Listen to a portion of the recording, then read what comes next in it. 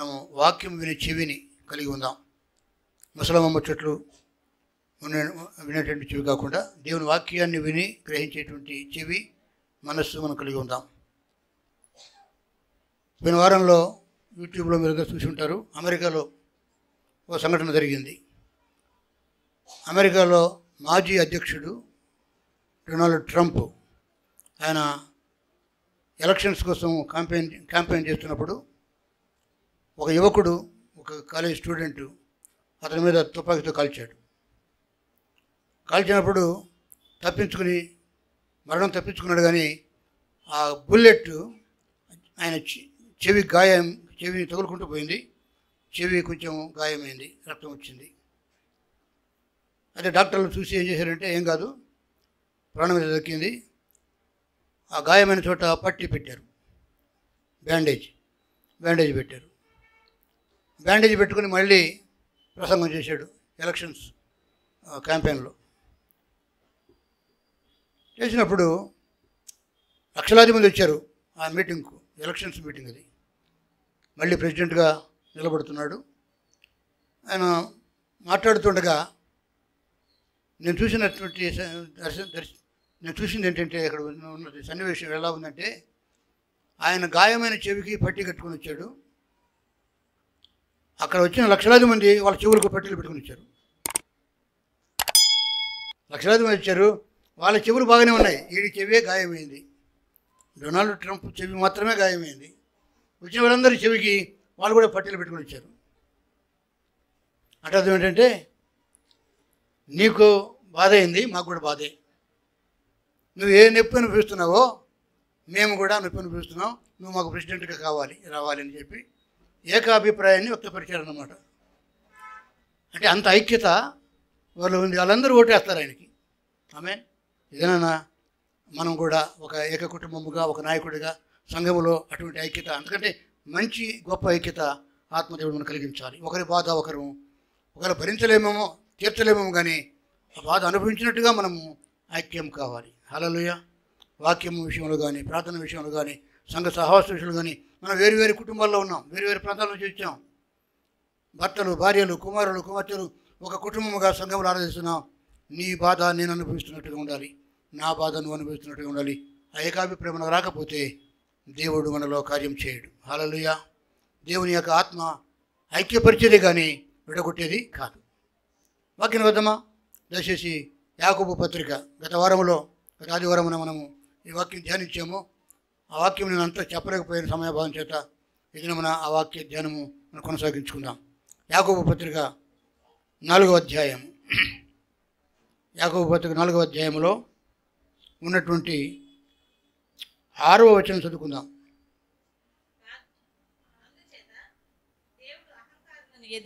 అందుచేత దేవుడు ఏం చేస్తాడంటే, అహంకారులను ఎదిరించి దీనులకు కృపను గ్రహించును అని లేఖనము చెబుతున్నది. ఆమెన్. హల్లెలూయా.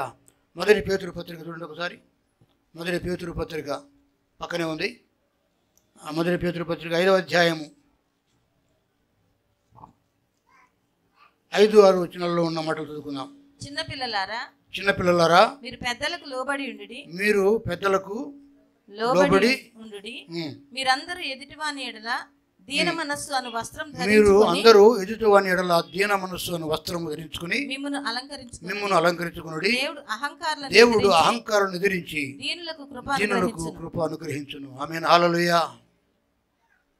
గత ఆదివారము యాకోబు భక్తుడు తన అనుచరులతో, తనతో ఉన్న విశ్వాసులతో చెదిరిపోయినటువంటి దేశాల్లో చెదిరిపోయినటువంటి క్రైస్తవులుగా మారిన ఇశ్రాయేలీయులతో మాట్లాడుతూ పత్రిక ద్వారా ఏమని సంబోధించేటటువంటి, పాపులారా, ద్విమనస్కులారా, సహోదరులారా, ధనవంతులారా అన్నాడు. ఇది మన అహంకారులారా అంటాడు.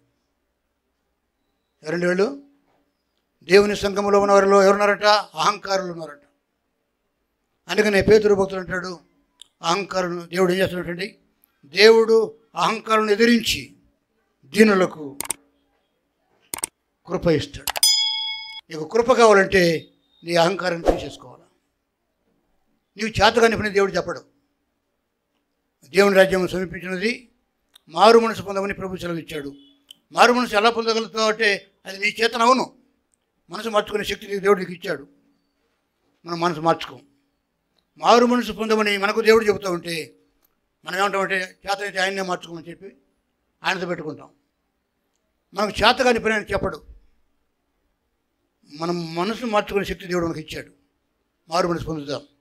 నిన్న కలిగిన మనసు వేరు, ఈరోజు సంఘంలో మనకున్న మనసు వేరుగా ఉండాలి. సేవకుడు నేను కూడా అలాంటి నేను చెప్పి చేయకపోతే దేవుడు నన్ను కూడా మెచ్చుకోడు. నాలో ఏ విధమైన అహంకారం ఉన్నా, ఏమి చూసుకొని మనం అహంకారము కలిగి ఉన్నాం. అహంకారం అంటే గర్వము కంటే పెద్దది. మనం అనుకుంటాం గర్వము నాశనానికి ముందు నడుచుని చెప్పి వాక్యం సెలవిస్తుంది. అయితే గర్వమే పాపం, పెద్ద పాపం అయితే అహంకారము ఇంకా పెద్ద పాపము. ఏమి చూసుకుని నువ్వు అహంకారంలో ఉన్నావు? ఏమి చూసుకుని నేను అహంకారంతో ఉన్నాను? అహంకారం ఎదిరిస్తాడు దేవుడు. ఎవరిని ఎదిరిస్తాడండి? మన దేవుడు పగ తెచ్చుకునేవాడు. యుద్ధము యెహోవాదే. కానీ నీలో అహంకారం ఉంటే నీతోనే పెట్టుకుంటాడు ఆయన. భక్తి చేస్తూనే, ప్రార్థన చేస్తూనే, సంఘానికి వస్తూనే, స్తుతిస్తూ, ఆరాధిస్తూ, ప్రార్థిస్తూ, సాక్ష్యం చెబుతూ, పాటలు పాడుతూ, చేయవలసిన భక్తి అంతా చేస్తూనే నీలో ఏదైనా అహంకారం ఉంటే ఎవడు నీతో పెట్టుకోడు, కానీ దేవుడు నీకు విరోధిగా ఉంటాడు. అహంకారం ఎదిరించేవాడు. నువ్వు ఒకవేళ నీ అహంకారంతో వాడిని వీడిని ఎదిరిస్తున్నావేమో, నువ్వంత నేనంత అని చెప్పి. నీలో ఉన్న అహంకారం, నాలో ఉన్న అహంకారం అది ఏదైనా, అది భక్తితో కూడిన అహంకారం కావచ్చు, భక్తిహీనమైన అహంకారం కావచ్చు. లోకంలో మనకు ఉన్నదాన్ని బట్టి మనం గర్వాన్ని అహంకారంగా పెంచుకుని ఉన్నామేమో. నీ అహంకారం నీకు ఆటంకం. దేవుడు అంటున్నాడు, దేవుడు అహంకారం ఎదిరించి దీనులకే కృపిస్తాడు. నీలో దీనత్వం రాకపోతే, నీలో తగ్గింపు రాకపోతే, యేసుక్రీస్తు వారు దేవుని కుమారుడై ఉండి కూడా సాక్షాత్ దేవుడై ఉండి ఆయన ఎంతగా తగ్గించుకున్నాడు. ఎంత తగ్గించుకున్నాడండి? కొడితే కొట్టలేదు, తిడితే తిట్టలేదు. ఆయన వీపు మీద గుద్ది, ఎవరు గుద్దారో నిన్ను, నువ్వు ప్రవక్తావు కదా, నువ్వు దేవుని కుమారుడు కదా చెప్పమంటే ఆయన బదులు మాట్లాడలేదు. ముఖం మీద ఉమ్మి వేశారు, మాట్లాడలేదు. ఆయన దీనుడు. అందుకని తండ్రి దేవుడు ఆయన ప్రార్థన వినకపోయినా, విడిచిపెట్టినా 3 దినాలు లేపాడు. హల్లెలూయా. ఇదన దేవుడు అహంకారులు ఎదిరించి దీనులకు కృపిస్తాడండి. మనలో ఎవరైనా, నాలో కానీ నీలో కానీ దేవుని ఎరిగిన వారు, ప్రార్థన చేసేవారు, యేసుక్రీస్తు యొక్క సారూప్యంలో ఎదుగుతున్న మనము ఆయనకున్న దీనత్వం మనకు లేకపోతే ఆయన ఎక్కడా అహంకారం చూపించలేదండి. ఒకవేళ పరిసయ్యులను, శాస్త్రులను గద్దించాడేమో, ఎందుకంటే వారిలో అహంకారం ఉంది. పరిసయ్యుల్లో ఏముందండి? అహంకారం ఉంది. శాస్త్రులలో, సద్దుకయ్యుల్లో ఆ మత అహంకారం ఉండి యేసుక్రీస్తు వారిని ఎదిరించినప్పుడు ఆయన కూడా సర్పసంతానమా, ప్రవక్తలను చంపువారలారా, సున్నం కొట్టిన సమాధులారా అని చెప్పి వారిని గద్దించాడు. ఆయన నీతి ఉంది. ప్రేమ పిల్లరా, ఈ దినమున నీతితో గద్దించండి, నీతితో ఎదిరించండి. కానీ నీలోనే అహంకారం ఉంటే నిన్ను ఎదిరిస్తాడు దేవుడు. హల్లెలూయా. నువ్వు తగ్గేదాకా ఎదిరిస్తాడు. అందుకని పోయిన వారం మనం ఏం నేర్చుకున్నామండి? 9వ వచనంలో, యాకోబు పత్రిక 4వ అధ్యాయం 9వ వచనంలో, వ్యాకులపడుడి, దుఃఖపడుడి, ఏడవండి, మీ నవ్వు దుఃఖమునకును మీ ఆనందము చింతకును మార్చుకోండి.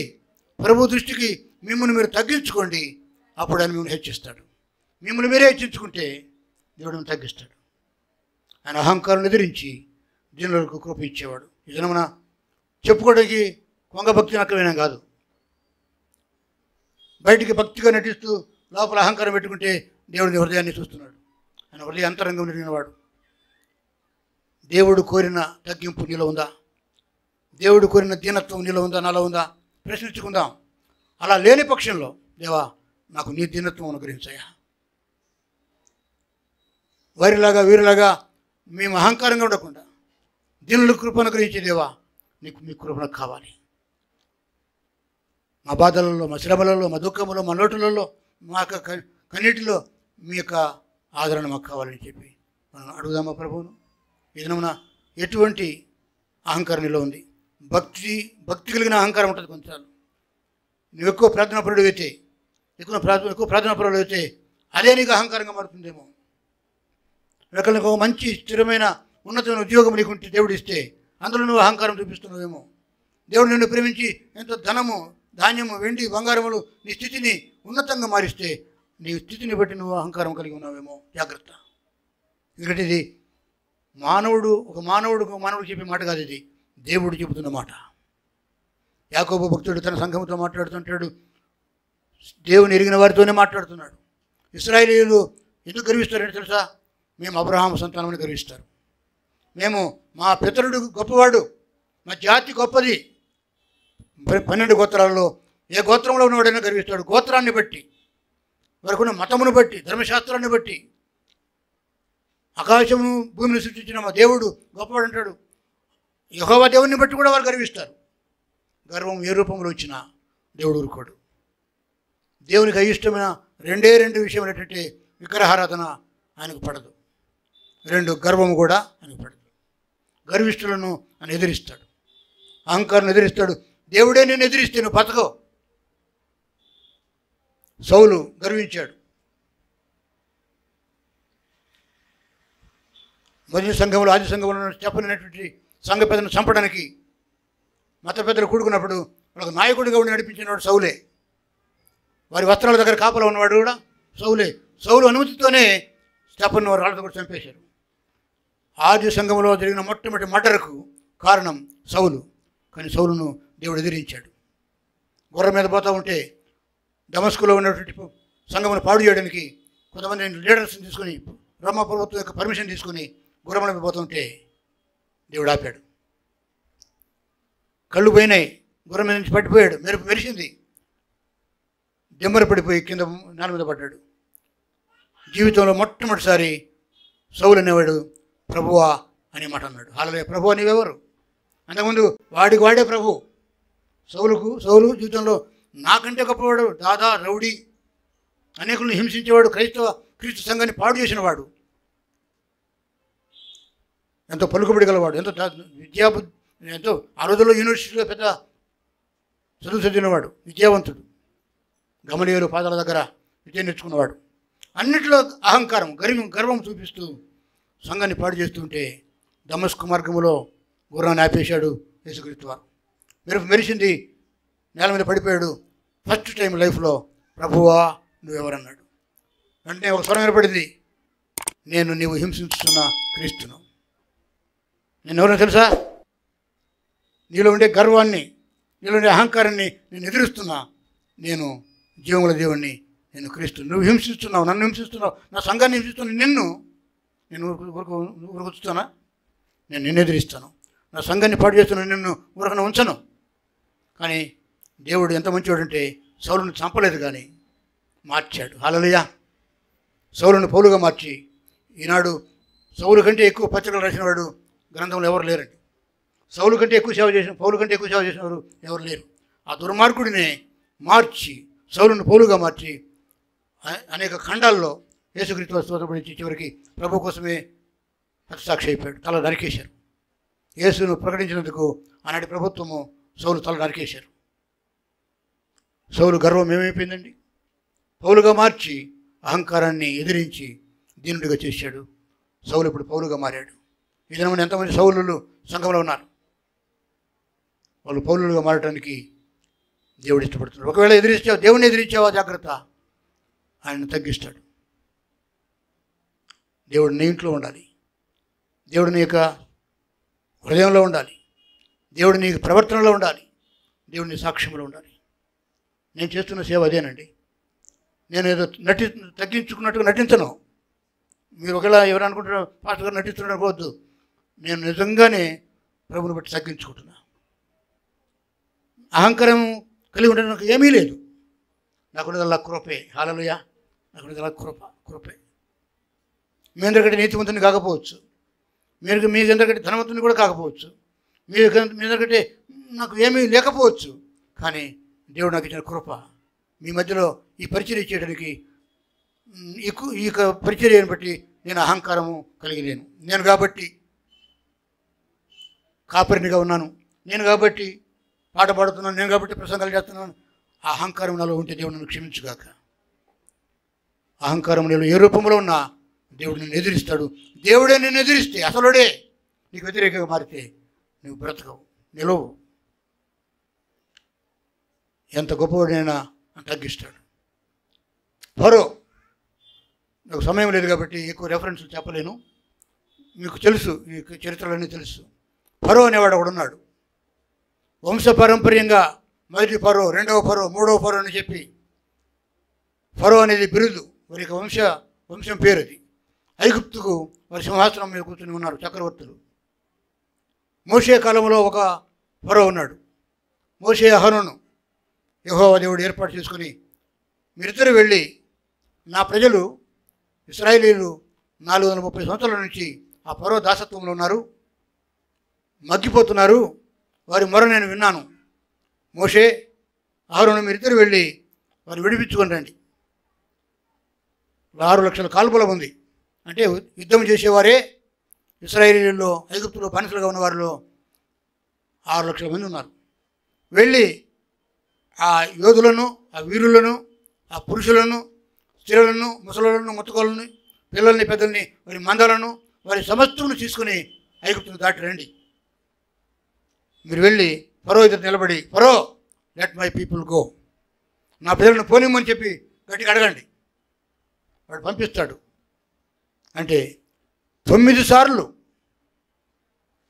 ఫరో దగ్గరికి వెళ్ళారు. ఎవరండి? ఆ రాజు దగ్గరికి వెళ్ళి ఫరో సింహాసనం నిలబడి మోషే అహరోనులు ఎన్నో అద్భుతాలు చేశారు, ఎన్నో కార్యాలు చేశారు.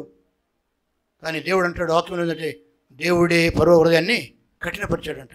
ఎందుకంటే ఇశ్రాయేలుకు బుద్ధి రావాలని, దేవుని ప్రజలకు బుద్ధి రావాలని చెప్పి వారు ఇంకా బాధపడాలని దేవుడే ఫరో హృదయాన్ని కఠినపరిస్తే 10 సార్లు ఫరో దేవుని మాట వినలా. అంతేగాక ఏమన్నాడంటే, మోషే చేసిన కార్యాలు చూశాడు, అహరోను చేసిన కార్యాలు చూశాడు. 9 తెగుళ్ళు అప్పటికే వచ్చేసాయి.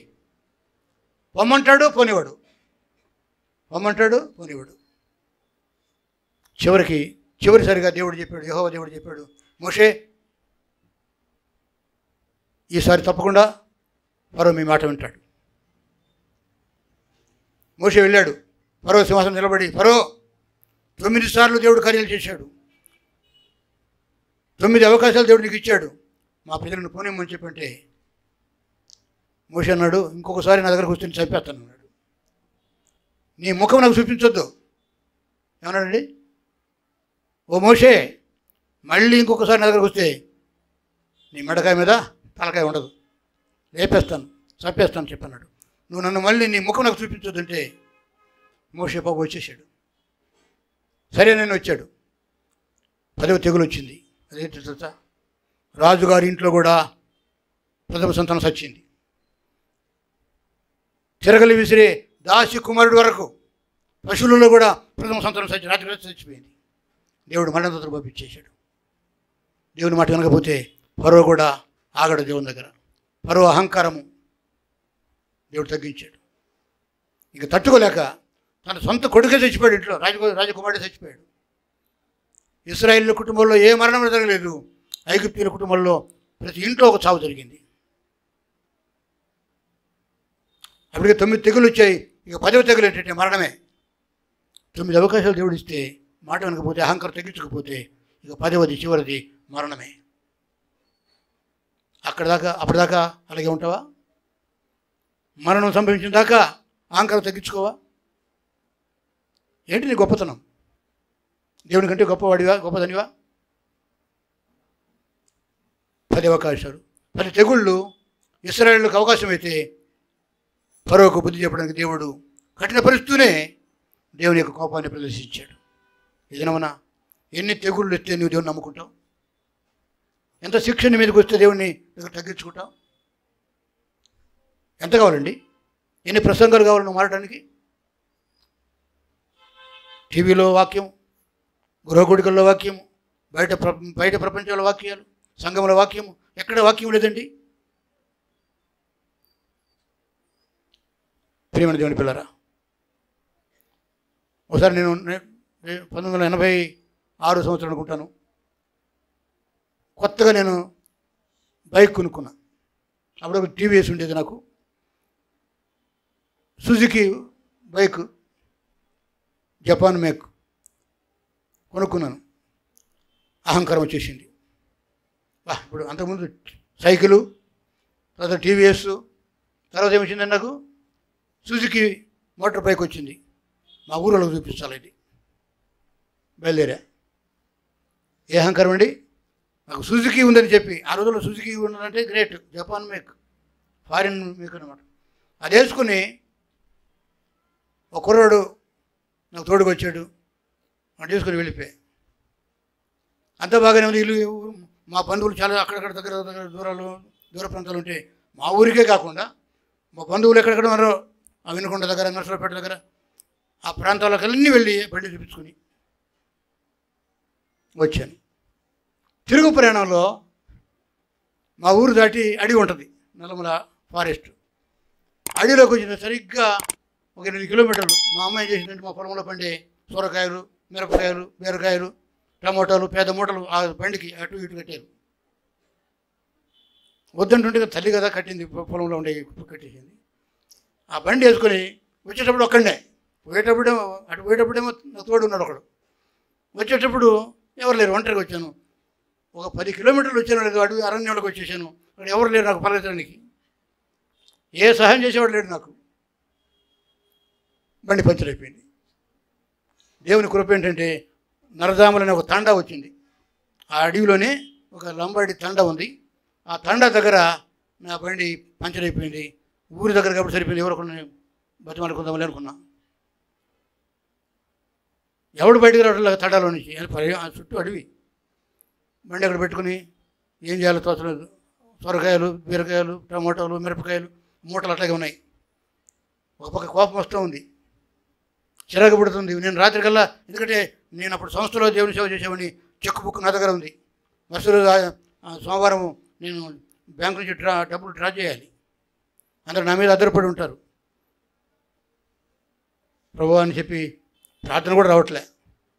అట్లనే ఉంటే ఒక ఆయన వచ్చాడు, ఆ తండాలో నుంచి ఒక ఆయన వచ్చాడు. ఏమైంది సార్ అంటే పంచర్ అయిందా అంటే, ఇక్కడ పంచర్ వేసేవాళ్ళు లేరు సార్, ఈ అడవి. ఇంకా 10 కిలోమీటర్లు వెనక్కి పోతే ఎర్రగొండపాలెం అనేటువంటి ఒక చిన్న టౌన్ వస్తుంది, అక్కడికి వెళ్ళాలి. టైర్ నేను పంపిస్తాను మా వాడిని అని చెప్పి ఒక వదిలి పెట్టి అక్కడ బస్సులు వస్తూ ఉంటాయి మాచర్ల నుంచి ఎర్రగొండపాలెంకి.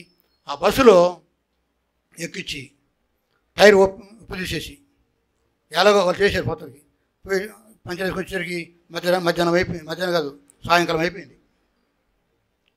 వాళ్ళు రండి సార్ మీరు ఇక్కడ ఏముంటారని చెప్పి ఒక చిన్న ఇంట్లో తీసుకెళ్ళారు.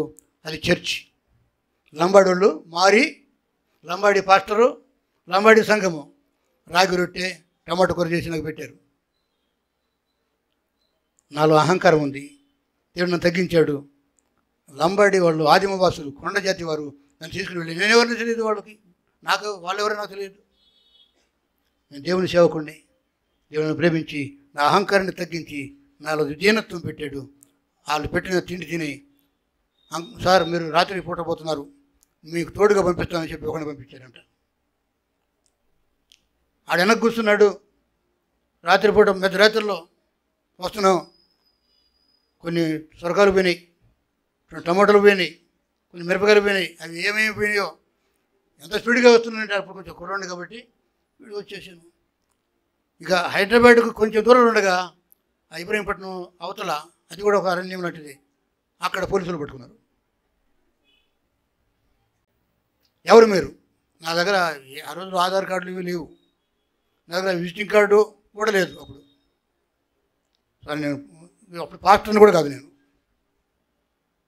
ఇట్లా మా ఊరికి వస్తున్నానని చెప్పి వాళ్ళని ఏదో బదులు అడుగుంటే వాళ్ళు వదిలిపెట్టారు. ఇంక ఇప్పుడు ఈ సంఘం రావద్దని చెప్పేసి. ఇక్కడ ఇప్పుడు నక్సలైట్స్ తిరుగుతున్నారు. ఏం చెప్తున్నానంటే తిరిగి తెల్లవారుదాముకు నా ఇంటికి వచ్చాను. ప్రేమ దేవుని పిల్లరా, ఒక బండిని చూపించుకోవడానికి నేను గ్రామానికి వెళ్ళి ఎంత తగలబడ్డాను. దేవుడు నా అహంకారం తగ్గించాడు. దేవుడు ఎంత మంచివాడండి. ఏదైనా నీ స్థితిగతులలో దేవుడు చూసేది నీలో ఏముంది? దీనత్వం ఉందా, అహంకారం ఉందా? ఫరో గర్వించాడు, నేను పోనివ్వను.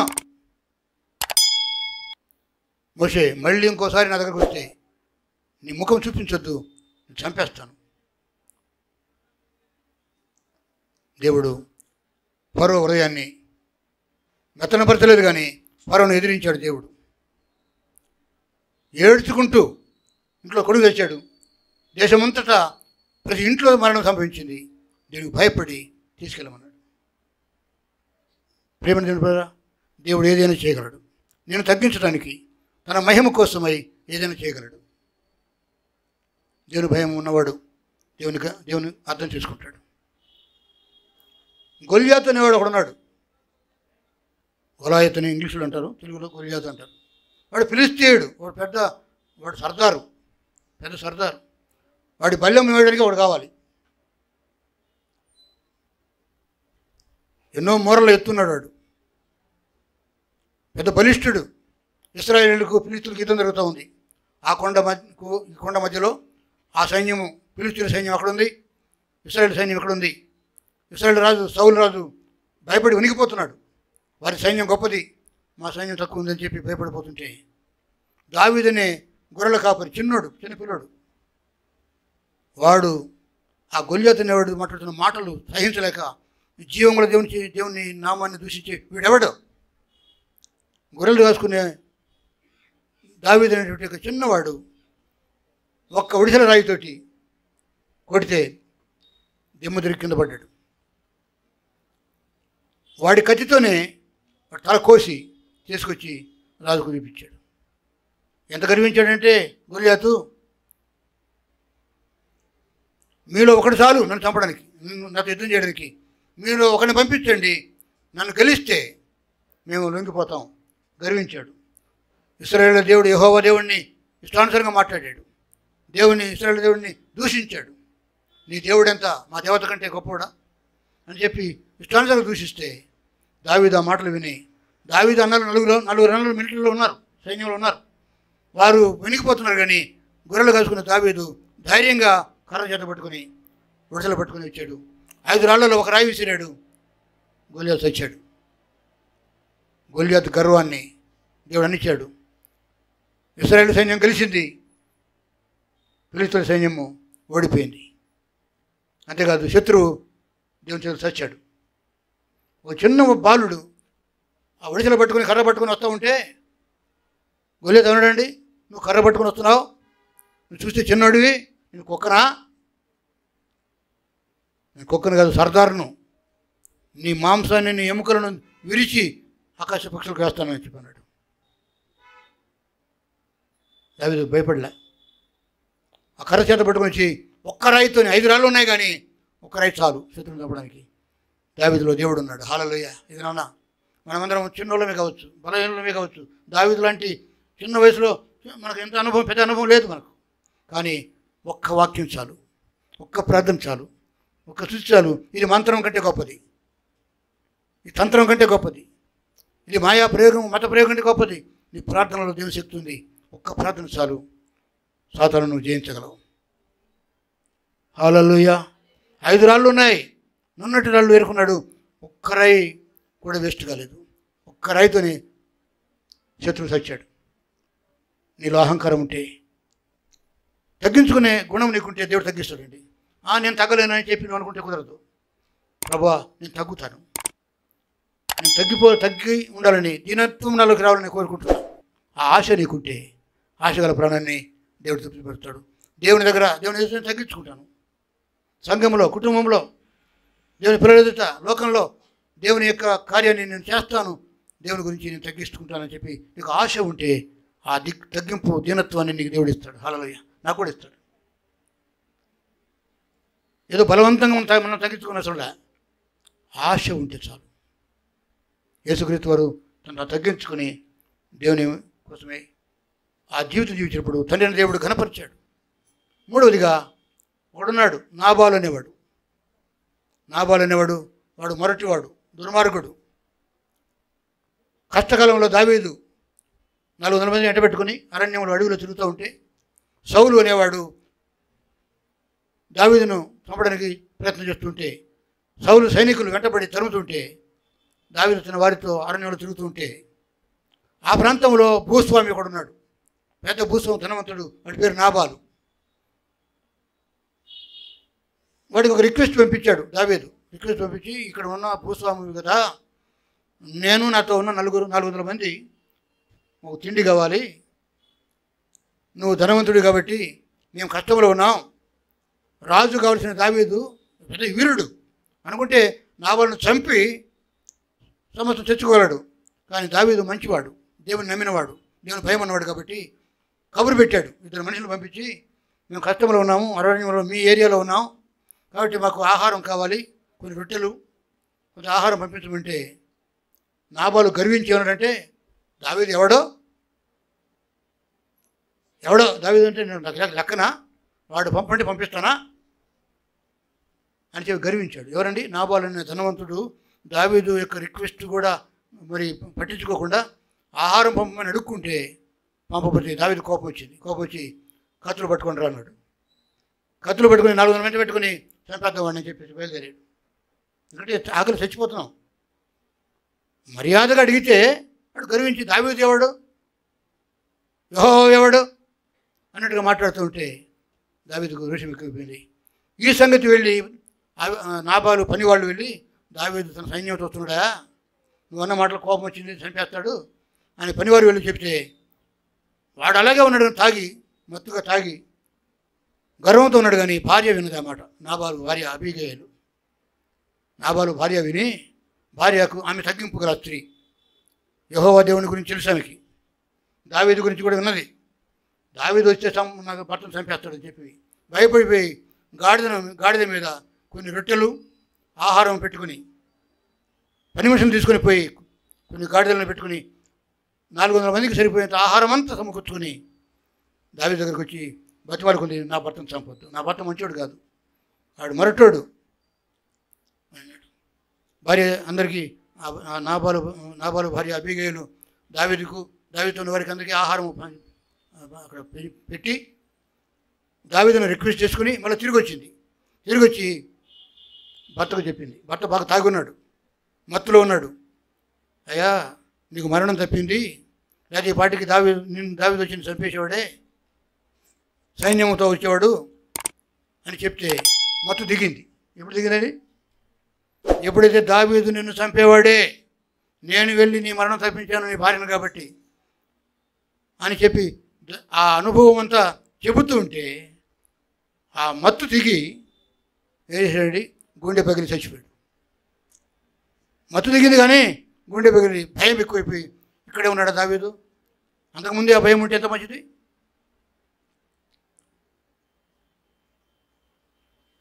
నాబాలు గర్వాన్ని దేవుడు దావీదు ద్వారా నుంచాడు. ఫరో అహంకారం ఎక్కడుంది? ఏమండి? గొల్లియాతు అహంకారం ఎక్కడుంది? వాడి ఖడ్గంలో, వాడి కత్తిలో, వాడి బల్యంలో ఉంది. నీ దగ్గర ఏమున్నా దేవుడికి లెక్కలేదు. దేవుడు ఎవరైనా తగ్గించగలడు, ఎవరైనా హెచ్చించగలడు. ప్రేమ తెలుపురా. హామాను అనేవాడు ఒకడు ఉన్నాడు. నేను ముగిస్తున్నా. హామాను అనేవాడు ప్రధానమంత్రి. ఎస్తేరు రాణి కాలంలో ఆ దేశానికి ఒక రాజు ఉన్నాడు. ఆ రాజు దగ్గర ప్రధానమంత్రిగా పనిచేసేవాడు హామాను. మొర్దెకైని భక్తుడు, దేవుని నమ్మినవాడు, దేవుని ఎరిగినవాడు. ఎస్తేరు రాణికి చిన్నాన్న, అంకుల్. ఆ ఎస్తేరు రాణి కోసమై, ఎస్తేరు రాణికి తల్లిదండ్రులు లేరు, ఎస్తేరు కోసమై ఆ దేశానికి వచ్చాడు మొర్దెకై. కాపుదల కోసం, జస్ట్ సంరక్షకుడిగా వచ్చాడు. ఆ గేటు దగ్గర నిలబడి ఉంటే ఈ మొర్దెకై అనేవాడు ప్రధానమంత్రి వస్తూ పోతూ ఉండేవాడు. ఈ మొర్దెకై యూదులు ఏం చేస్తారంటే దేవునికే నమస్కారం చేస్తారు, ఎవరికి నమస్కారం చేయరు. వారి యొక్క క్రమం ప్రకారంగా మొర్దెకై హామానుకు నమస్కారం చేయలే. గుడ్ మార్నింగ్, గుడ్ ఈవినింగ్ చెప్పలేదు. వీడెవడో నాకు అందరూ నమస్కారం చేస్తుంటే వీడు నాకు నమస్కారం చేయడని చెప్పేసి హామాను కోపం వచ్చింది. ఎన్నిసార్లు అటు కావాలని వచ్చిపోయినా కూడా నమస్కారం పెట్టలేదు. మొర్దెకై మీద పగబట్టి మొర్దెకై యూదుడు, ఇశ్రాయేలీయుడు, వీడే కాదు వీడు వంశాన్ని మొత్తం చంపేస్తాను రాజుగారికి చెప్పి రాజాజ్ఞ తీసుకున్నాడు. ఫలానా రోజు వరకు ఇశ్రాయేలీలు ఈ దేశంలో ఉండకూడదు, మొత్తం చంపేశారు. కొన్ని వేల మందిని, కొంచెం లక్షల మంది, ఎంతమంది ఉంటే అంతమందిని చంపేయండి ఇశ్రాయేలీని. ఈ మొర్దెకైని బట్టి వారి వంశం అంతా మనం చంపేద్దామని చెప్పి పెట్టుకుంటే ఎంతో ప్రార్థన చేశారు. ఎస్తేరు రాణి తన చెలికత్తెలు ప్రార్థన చేశారు, మొర్దెకై ప్రార్థన చేశాడు. కానీ చివరికి ఏమో తెలుసా, ఏ ఉరి కొయ్యను రాజాజ్ఞ చేత మొర్దెకై కోసం సిద్ధపరిచారో అదే కొయ్య మీద హామాను చంపేశారు, ఉరి తీశారు. హామానుతో పాటు 10 మంది కుమారులను కూడా చంపేశారు. దేవుడు హామాను నిలవలేదు. అహంకారము ఏ రూపంలో ఉన్నా దేవుడు సహించడు. గర్వము, విగ్రహారాధన దేవునికి అయిష్టమైన కార్యము. హామాను గర్వించాడు. మొర్దెకైనే మాత్రం కాదు, మొర్దెకై వంశాన్ని, మొర్దెకై యొక్క ఆ యొక్క ఇశ్రాయేలు మొత్తం చంపమని చెప్పి ఆజ్ఞ చేశాడు. ఆజ్ఞను ప్రార్థన మార్చేసింది. ఏ ఆజ్ఞ అయితే, ఏ శాసనాన్ని రాజు పుట్టించాడో ఏ శాసనాన్ని రివర్స్ చేశాడు. ఎవడు చావాలి? ఇశ్రాయేలుగా చావాల్సింది వీడు చావాలి. హామాను కుమారులు, హామానుతో పాటు ఇంకా చాలామందిని రాజు ఆజ్ఞాపించి చంపించేశాడు. ఏదైనా దేవుడు చంపాలనుకుంటే 1 నిమిషం పట్టదు. దేవుడు బతికించాలనుకుంటే ఆయన బతికిస్తాడు. ఆయనలో జీవం ఉంది. దీర్ఘాయుష్ ఆయన ఇస్తాడు. మరణం తప్పించేవాడు యెహోవాయే. కానీ కోరుకొని మరణం తెచ్చుకుంటే అది దేవుని నిందించడం నీ చేత కాదు. దేవుడు నిందకు ఆస్పదం కాడు. నీ పాపము నిన్ను పట్టుకున్నాను. పాపానికి జీతము మరణము. ప్రేమను దేవుని పిల్లరా, చివరి మాట ఒక మాట చెప్పి ముగించాల.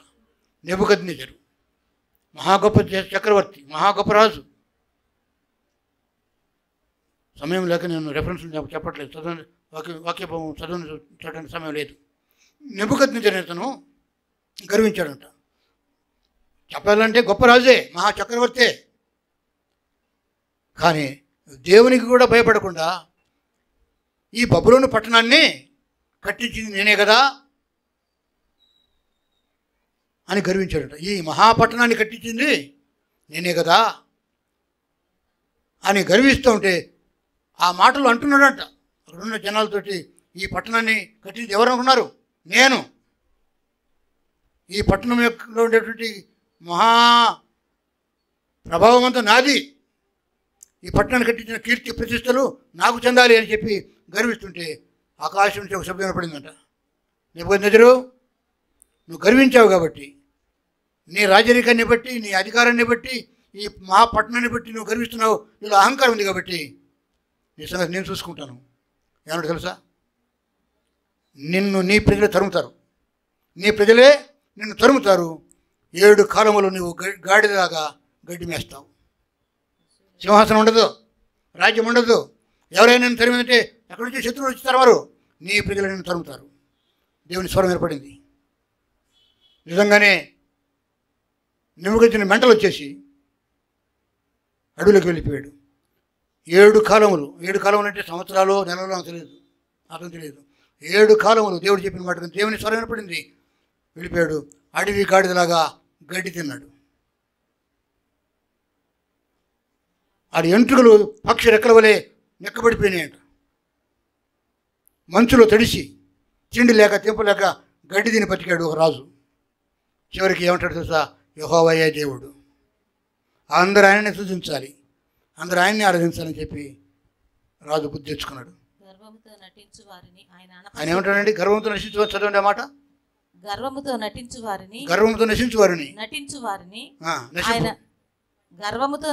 వారిని ఆయన అనపశక్తుడనియు, ఆయన అనపశక్తి గలవాడనియు, ఆయనను స్తుతించుచు కొనియాడుచు ఘనపరచుచు, ఆయనను స్తుతించుచు కొనియాడుచు ఘనపరచుచున్నాను. చాలండి. రాజు ఒప్పుకున్నాడు. దేవుడు కనపడలే అతనికి. నేను స్వరమే వినపడది.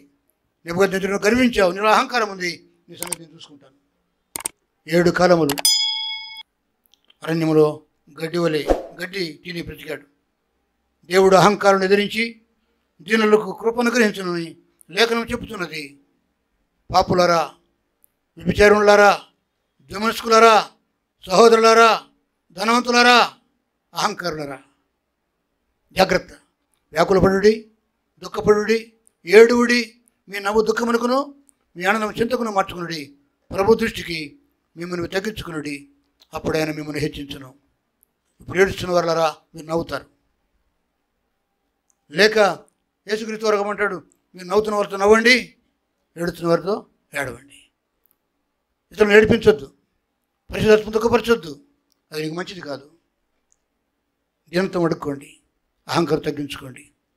దీనులను మరి హెచ్చిస్తాడు. అహంకారాలను ఎదిరించి ఆయన దీనులను హెచ్చిస్తాడు. మిమ్మల్ని తగ్గించుకోండి, దేవుడు మిమ్మల్ని అనుకూల సమయంలో హెచ్చిస్తాడు. ప్రభువును సాయించను గాక. ఆమేన్. హల్లెలూయా. మహా గొప్ప దేవా, మా ప్రియమైన జీవములు యేసయ్యా, మీకు స్తోత్రాలు. ఇంతవరకు ప్రభు మీ వర్తమానాన్ని నాకు మీ పిల్లలకు అందించారు, మీకు స్తోత్రాలు చేస్తున్నాం. ఈ చిన్న సంఘంలో, ఈ సహవాసంలో ఈ ఆదివారం మాతో ఉన్నందుకు స్తోత్రాలు. వాళ్ళ కోసం సిద్ధపడుతున్నామయ్యా, కనికరించండి.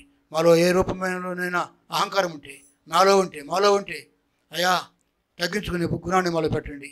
అయ్యా మీరు బలవంతంగా ఎవరిని తగ్గించరు, కానీ అయ్యా ఆ కృప మాకు అనుగ్రహించండి. అయ్యా అహంకారం ఎదిరించి దీనులకు కృపను గురించి దేవా, మాలో మీ దీనత్వాన్ని పెట్టండి. మాలోని దీనత్వం ద్వారా మిమ్మల్ని ఘనపరచడానికి మాకు సహాయం చేయండి. ఈ బలను సిద్ధపడుతున్న పరిచారకులను దర్శించండి. రొట్టెను మీ శరీరం గాను పాత్ర రక్తం గాను అభిషేకించండి. అయా యోగ్యంగా బలలో చేపెట్టుకుని నడిపించండి.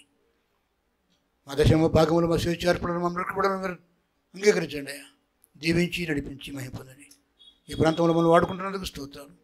ఆత్మను రక్షించండి, పాపములను నీతిమంతులు మార్చండి, అహంకారం ఎదిరించి జల్లుగా చేయండి. అలాగే ప్రభువా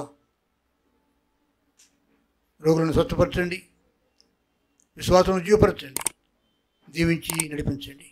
యేసు నామములో అడిగి వేడుకుంటున్నాము తండ్రి, ఆమేన్. తండ్రి నా దేవుని ప్రేమ, ప్రభువైన యేసుక్రీస్తు వారి కృప, పరిశుద్ధాత్మ దేవుని సహవాసము, ప్రియ సంఘ సహవాసం మనందరికీ, మన కుటుంబాలకు, సంతానాలకు, సమస్తములకు, సంఘమునకు, పరిచర్యకు, సకల పరిశుద్ధులకు, ప్రపంచ సంఘానికి, ప్రపంచ ప్రజలకు, ప్రభుత్వాలకు ఇప్పుడు ఎల్లప్పుడు సదాకాలం తోడుగా ఉండి కాపాడి భద్రపరిచి దీవించి స్వస్థపరిచి విజయ పదం నడిపించును గాక. ఆమేన్. హల్లెలూయా. యేసు రక్తమునకే జయం. ప్రభు యేసు రక్తమునకే సంపూర్ణ విజయం.